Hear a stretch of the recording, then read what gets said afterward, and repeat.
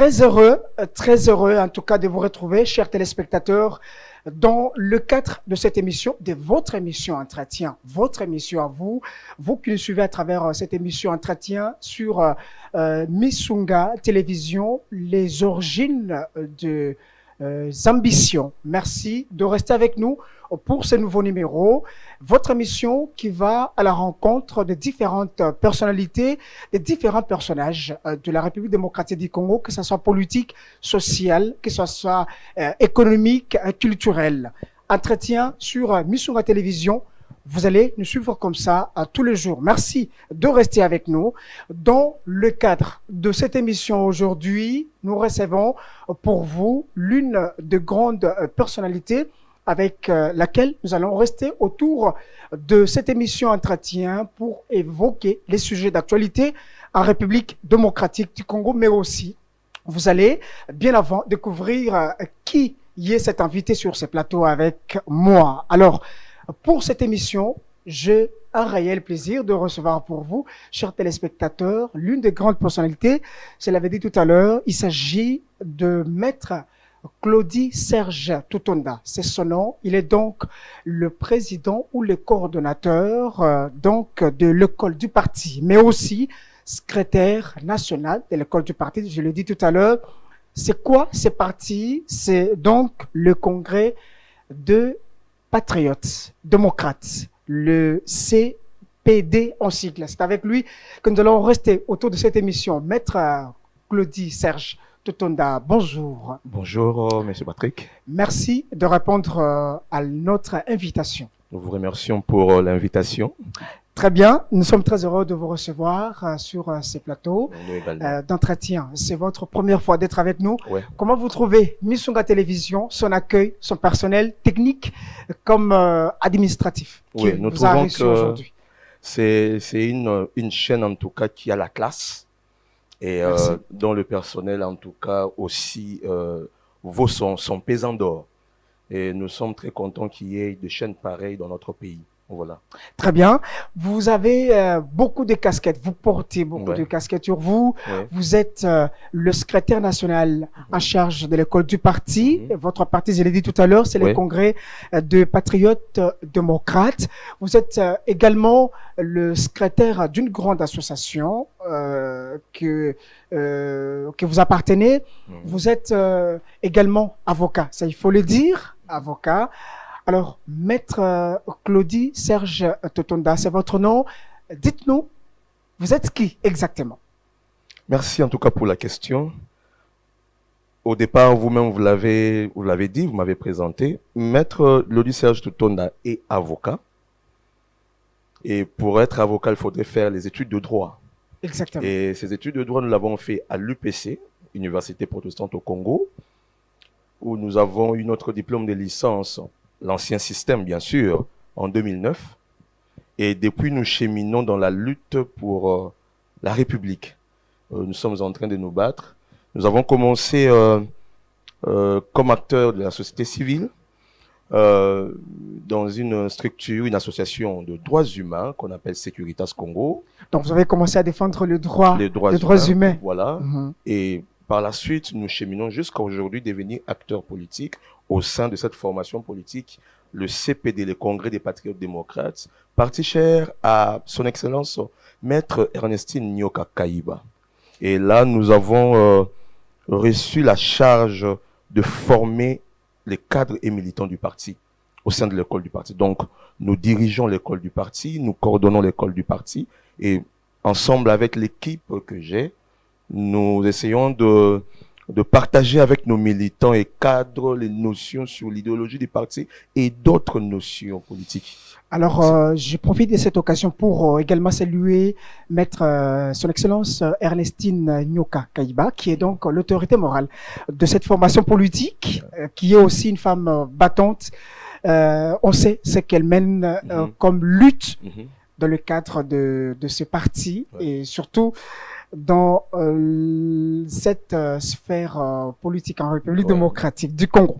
Alors, vous êtes avec nous dans le cadre de cette émission en entretien où avez-vous fait quand même vos études secondaires? Dans quelle province exactement? Oui, en parlant des études secondaires, j'ai fait mes études secondaires à l'Institut de la Colline.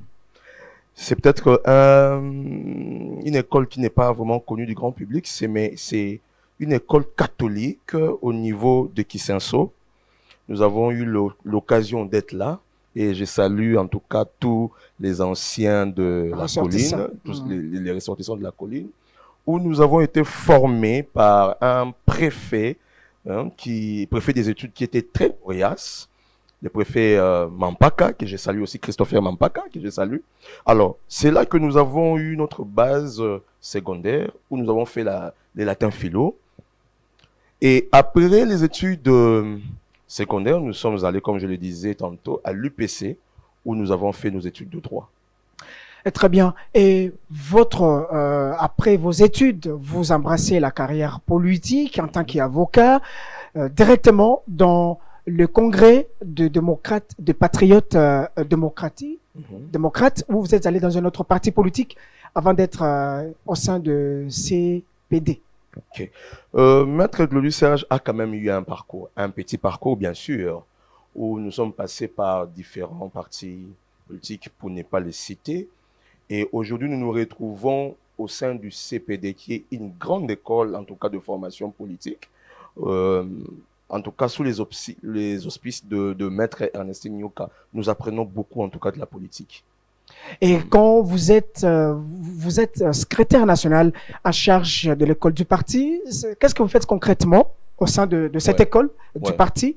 C'est justement pour apprendre aux combattants les idéologies du parti, ou ce sont des écoles, en tout cas organisées avec des formations, avec tout ce qu'il faut pour une école? Chaque parti a toujours une école de formation.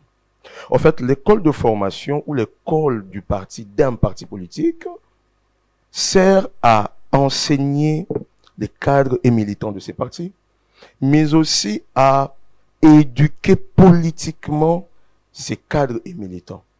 Premièrement, d'abord, à connaître l'idéologie, la doctrine et même la vision de leur parti. Parce que l'on ne peut pas être acteur politique dans un parti politique sans pour autant connaître l'idéologie de votre parti, sans pour autant connaître la vision de votre parti politique.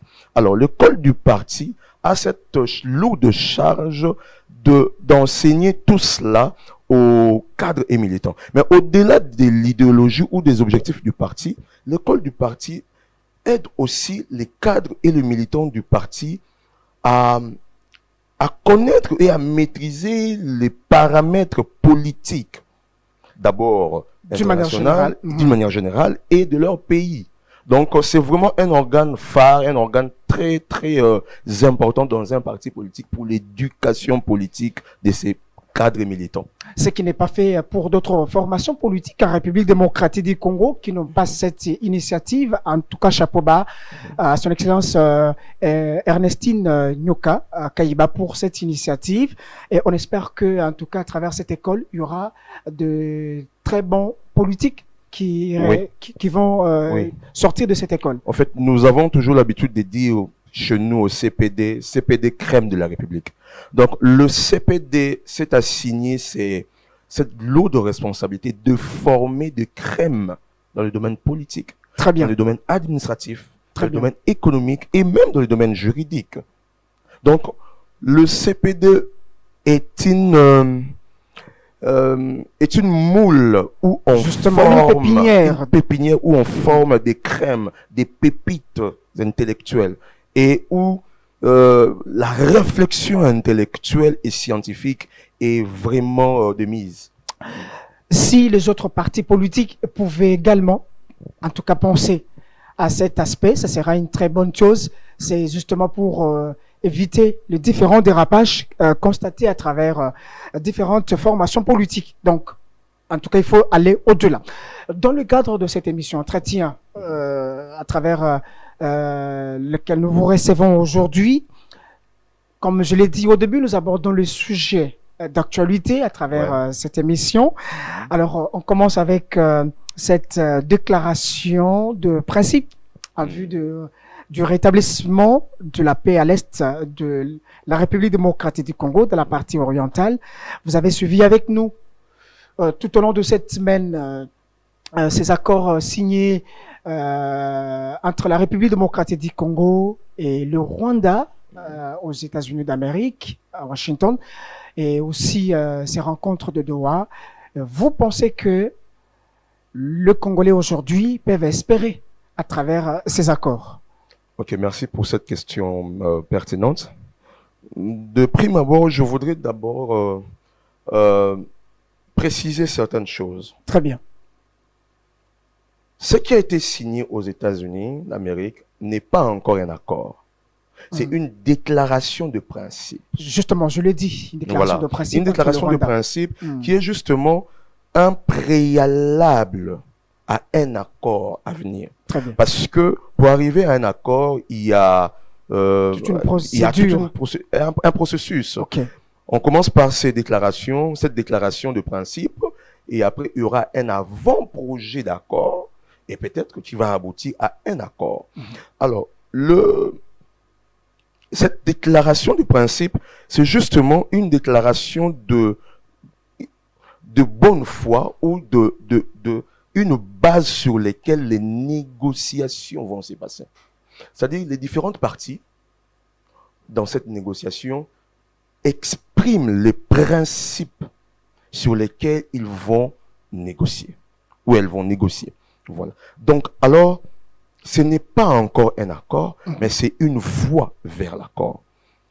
Alors, pour répondre à votre question, si les Congolais peuvent espérer sur ce processus d'une manière générale, en fait, le règlement des conflits en matière politique ou en matière de relations internationales passe notamment par les négociations ou par les accords.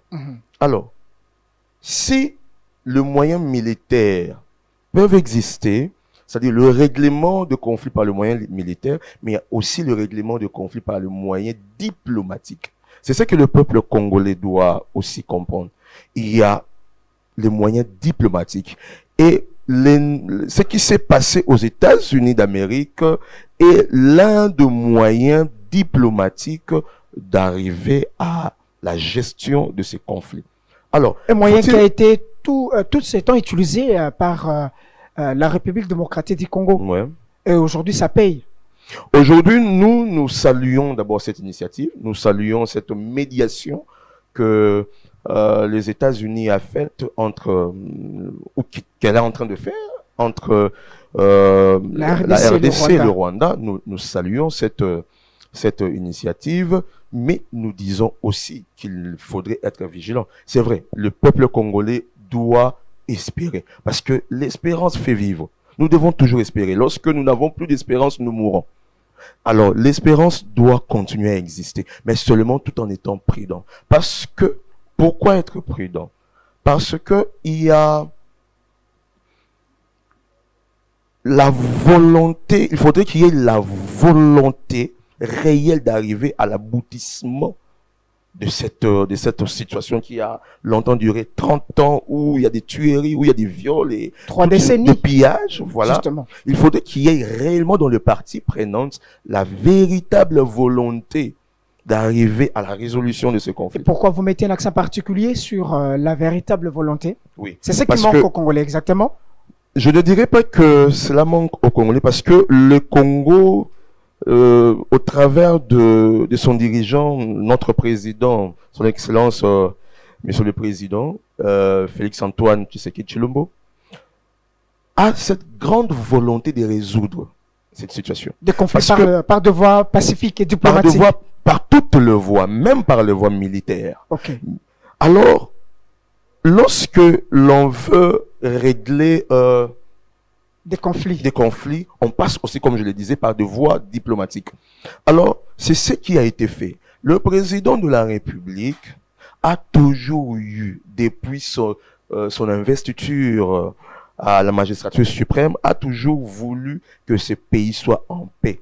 Et vous allez vous rendre compte que dès le départ, il avait commencé par des règlements diplomatiques avant qu'il y ait eu des règlements militaires. Vous voyez?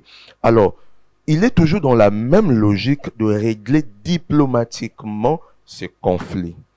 Et donc, nous croyons, nous espérons que quelque chose de bon peut sortir. Alors nous martelons sur des lignes rouges à ne pas franchir.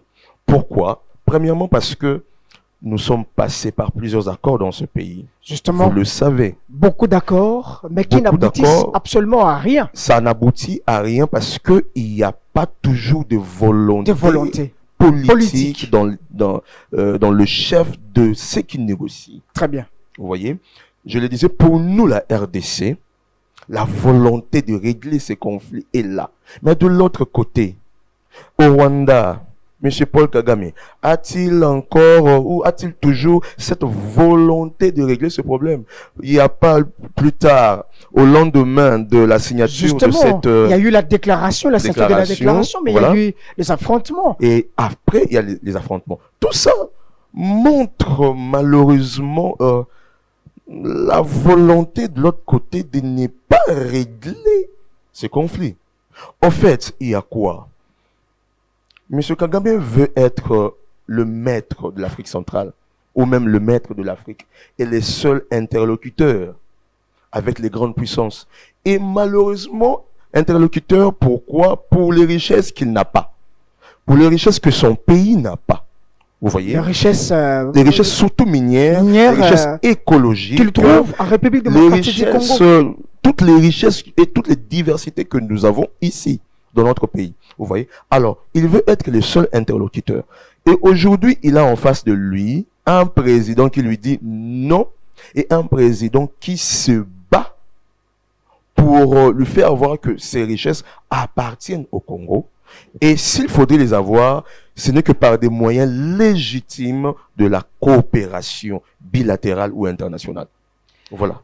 Et vous pensez, parce que vous l'avez dit, il faut cette volonté, mais vous avez mis un accent particulier sur la volonté, bien évidemment, par rapport à cette déclaration. Mais la question que je vous pose, c'est celle de savoir, est-ce que cette déclaration est une lueur d'espoir pour le peuple congolais aujourd'hui? Nous dirons que oui, que cette déclaration donne de l'espoir aux Congolais.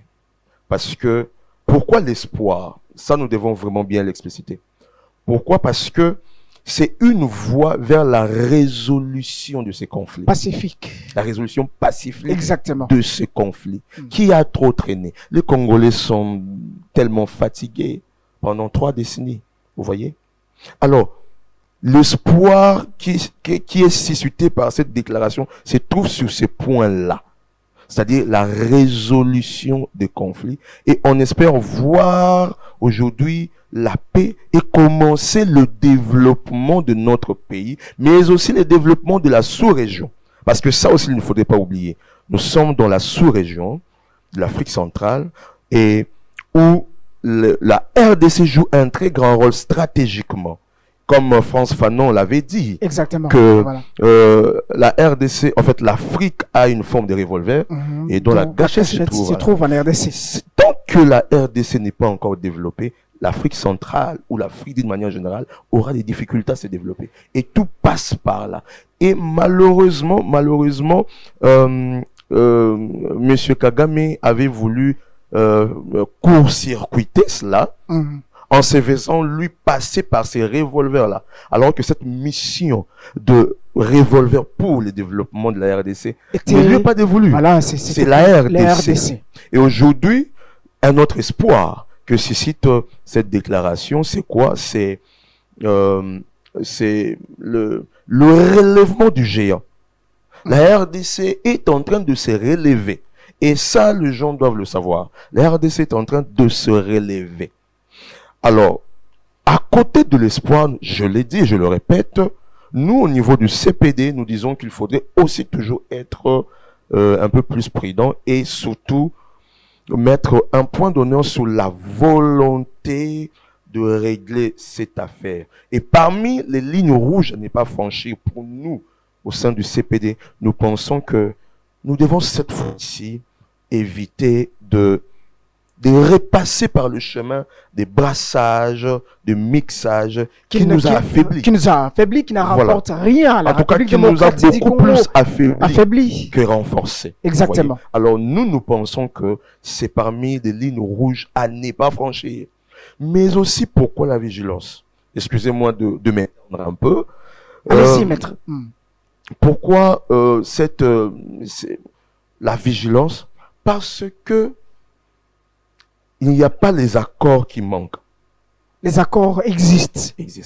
Je vais prendre l'exemple de l'accord cadre d'Addis Abeba. Qui n'est pas toujours respecté. Voilà. Jusqu'aujourd'hui. Qui presque a les mêmes résolutions. Exactement. Donc, nous risquerons de vivre du déjà vu tant qu'il n'y a pas la volonté dans les différentes parties, quoique la RDC a cette volonté, la volonté dans les différentes parties de ne pas résoudre ce conflit, de rester, en fait, de gagner ou de s'enrichir ou de se sentir grand dans le désordre ou dans l'anarchie. Vous voyez? Parce que c'est ce qui s'est fait. On veut aller plus loin, on veut s'enrichir, on veut être grand, mais en profitant de l'anarchie, du désordre, en mettant du désordre quelque part. C'est ce qui s'est fait. Alors aujourd'hui, la volonté politique pour arriver à l'exécution de cette déclaration ou de l'accord qui va venir par la suite compte beaucoup. Très bien. Et même les autres accords qui existent, j'ai cité l'accord d'Addis Abeba, mais il y a aussi d'autres accords qui ont été signés dans le cadre du processus de Luanda et de Nairobi, qui doivent aussi être respectés. Donc voilà un peu ce que je peux répondre. Nous recevons sur ce plateau, dans le cadre de cette émission, je le dis, Maître Glody Serge Tutonda, c'est son nom. Il est le secrétaire national en charge de l'école du parti. Son parti qui est le CPD, le Congrès des patriotes démocrates. Alors, vous avez mis tout à l'heure un accent particulier sur la volonté, mais vous l'avez dit, Maître Serge, que dans ces processus, bien évidemment, pour aboutir aux accords à la restauration de la paix, les deux parties mettent, n'est-ce pas, sur la table leurs conditions, leurs limites. Est-ce que vous pensez que la tâche sera facile pour les deux parties, bien évidemment, qui sont dans ces conflits, où chacun pourra penser à tirer le drap de son côté, ce qui va encore créer des problèmes, peut-être dans ces processus? Voilà justement pourquoi nous sommes en train d'insister sur la prudence et la vigilance. En fait, les négociations n'ont jamais été faciles. Surtout des négociations où il y a des enjeux comme ce que nous voyons dans le cadre de ces conflits. Les négociations n'ont jamais été faciles. C'est toute une école. C'est toute une école. Mais seulement, ce qui peut amener de résultats positifs, c'est la volonté. Nous revenons encore dans cela. C'est la volonté de parties arriver à l'aboutissement. Parce que sans volonté, ça ne sera que de mascarade et de bonnes intentions, mais qui ne vont rien aboutir, qui ne vont rien donner comme résultat et qui vont peut-être accoucher d'une souris. Très bien, Maître Glody, on va continuer cette émission entretien. Alors, c'est quoi la lecture de votre parti politique par rapport à cette situation avant qu'on aborde un autre sujet? Je le disais tantôt ici que notre lecture, c'est que d'abord le CPD salue cette initiative qui montre en tout cas le début du règlement d'un conflit qui a trop traîné. Et de l'autre côté, le parti est en train d'émettre une certaine opinion par rapport à la vigilance et aussi à la prudence dans cet accord, dans ces négociations, parce que pour nous le CPD, il s'agit d'abord, premièrement, de la question de la volonté politique, de la volonté de régler réellement ce problème. Parce que si cette volonté n'existe pas, si cette volonté il n'y a pas, nous ne serons pas arrivés à la résolution. Oui. Donc pour nous, le CPD, c'est ça notre lecture.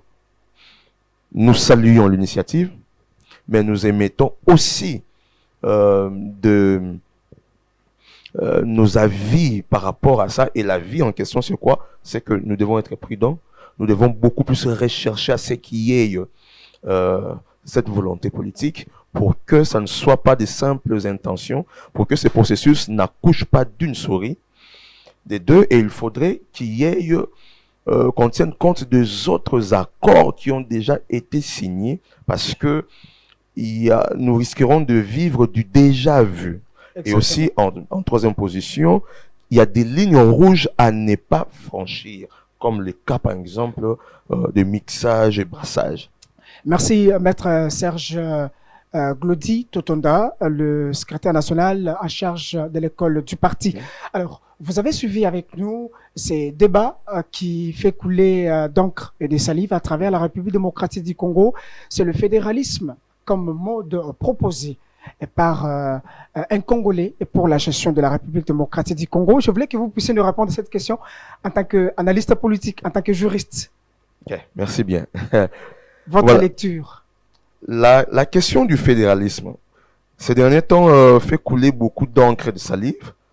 Nous voyons des débats ça et là sur cette question. C'est d'abord une question intellectuelle scientifique. C'est d'abord une réflexion intellectuelle et scientifique que notre aîné, que nous respectons, Olivier Kamitatou, a lancé. C'est un débat, et un débat d'idées. Et il nous est permis, tous ensemble, de réfléchir sur cela, parce que l'avenir du pays aussi en dépend. Très bien, très important.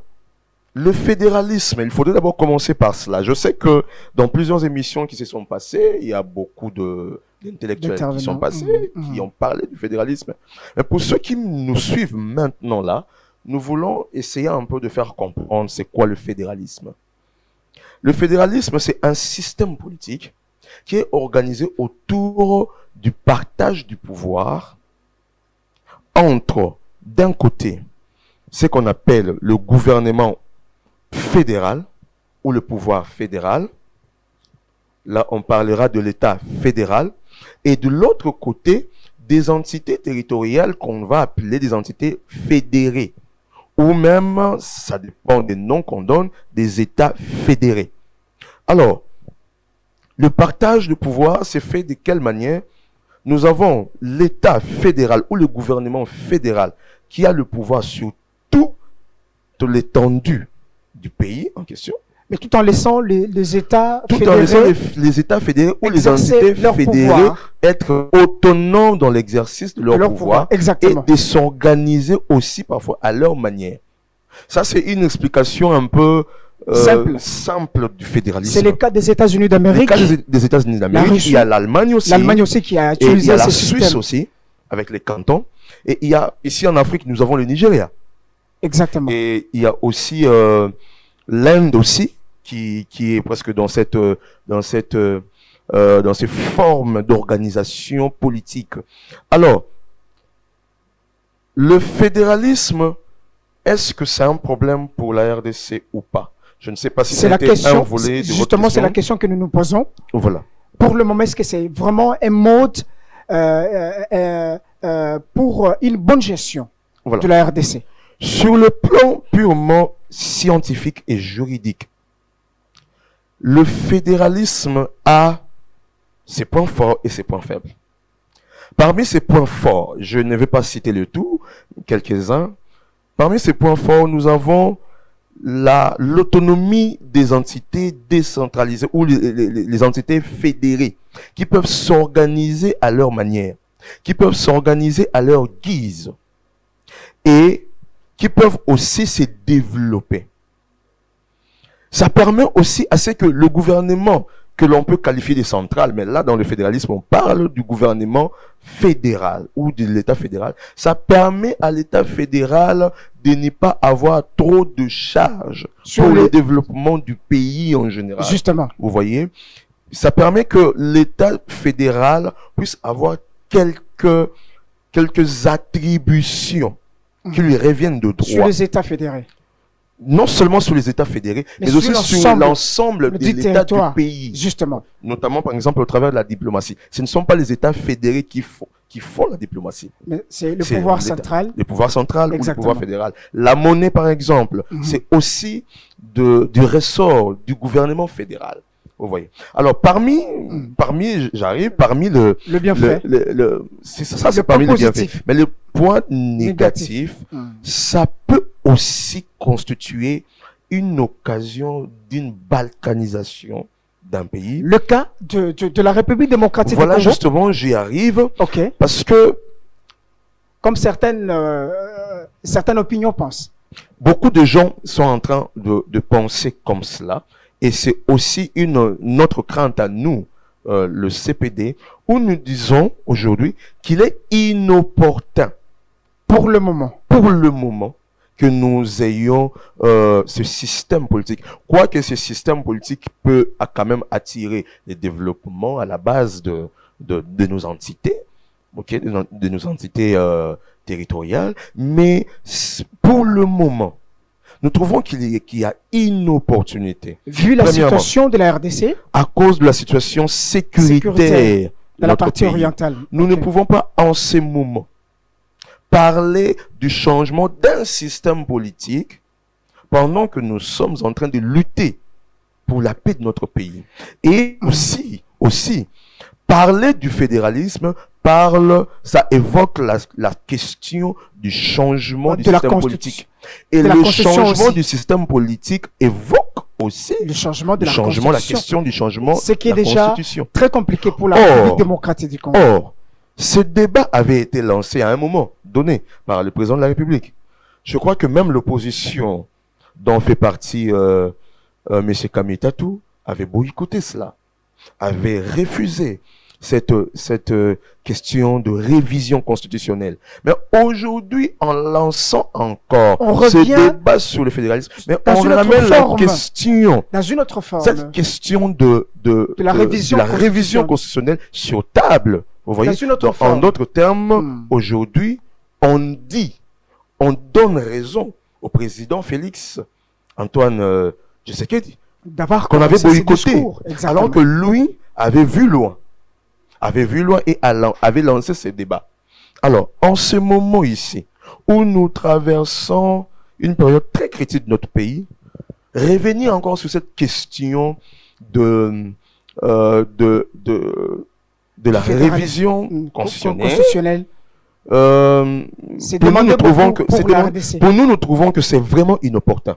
Très bien. C'est inopportun pour le moment. Luttons d'abord pour la paix de notre pays. Luttons d'abord pour le développement de notre pays. Et aussi pour chuter sur cette question, Hmm.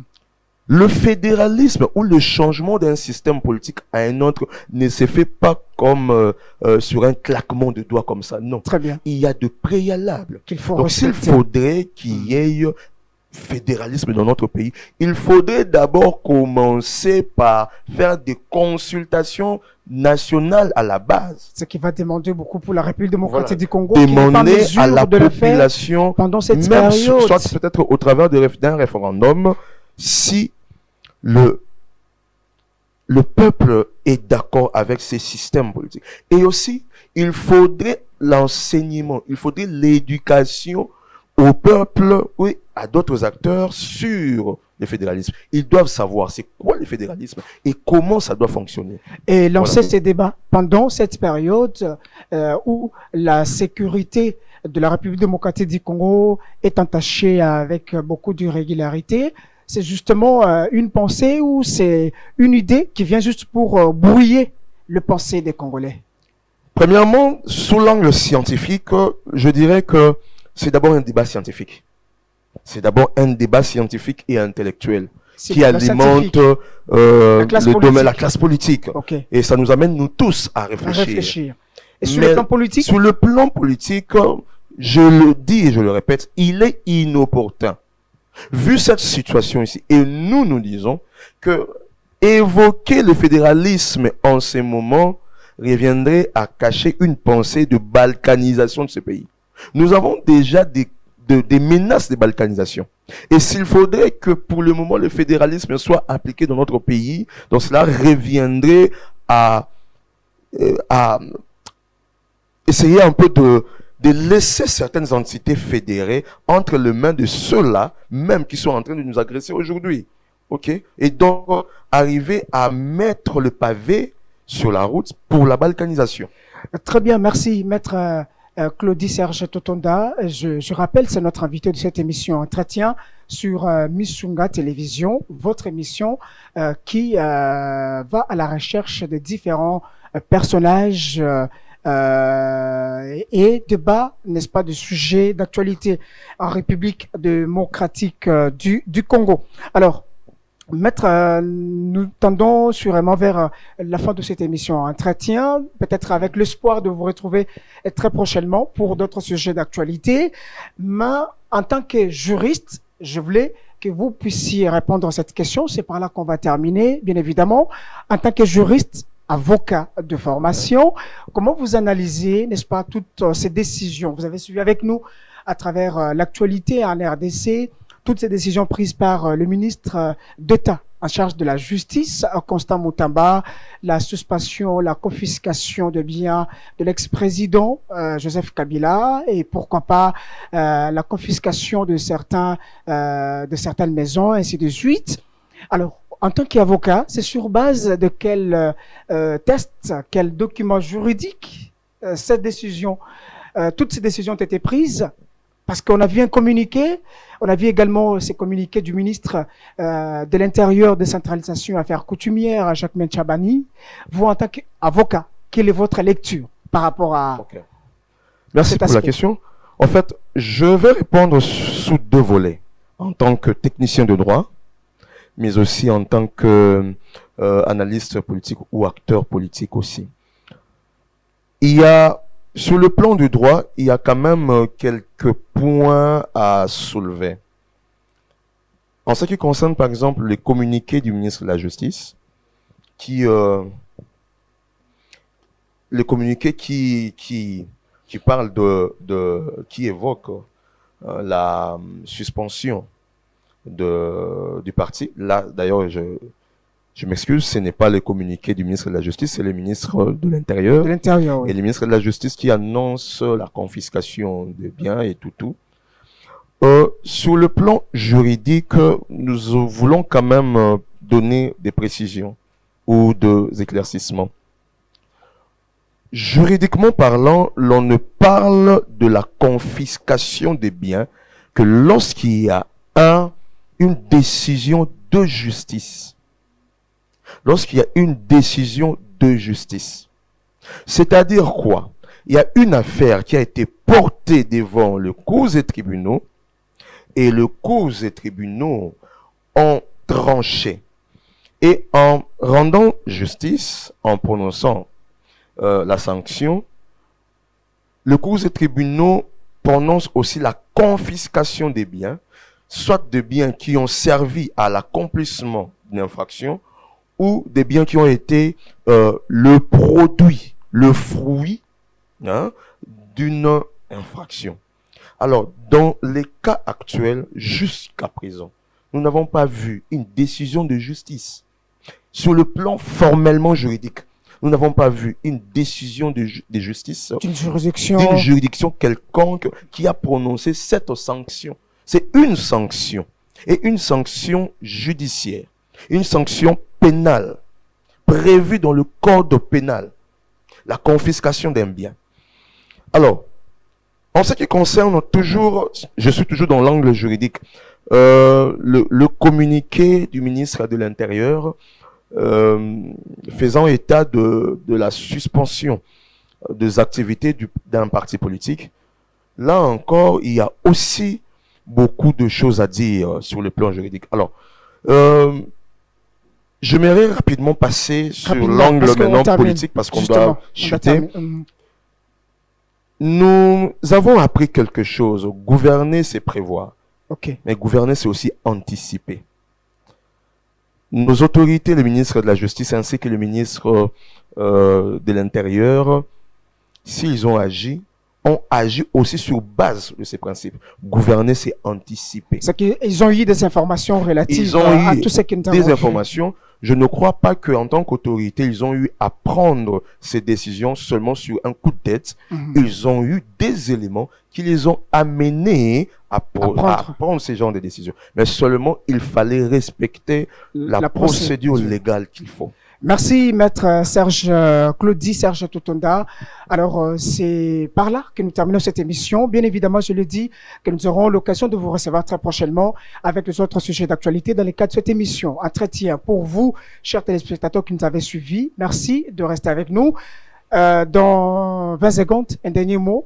Deux personnes à saluer pour qu'on termine cette émission. Nous profitons de ces instants pour saluer notre autorité morale, son Excellence Maître Ernestine Nyokakaiba, qui est en train de nous former, en tout cas dans ces domaines. Et nous saluons aussi tous les militants et cadres du parti. Et je n'oublierai pas notre secrétaire général du parti, M. Séverin Djekakawat, l'homme. Alors, nous sommes très contents d'avoir été reçus par vous et nous vous remercions. Merci également à toute l'équipe technique d'émission de la télévision qui nous ont aidé à réaliser cette émission sur ces plateaux. Merci également à tous les héros d'Alombre. On se retrouve très prochainement. Si le Seigneur Jésus-Christ ne revenait pas prendre ses élus, on va se retrouver pour un autre numéro de cette émission Entretien. Au revoir.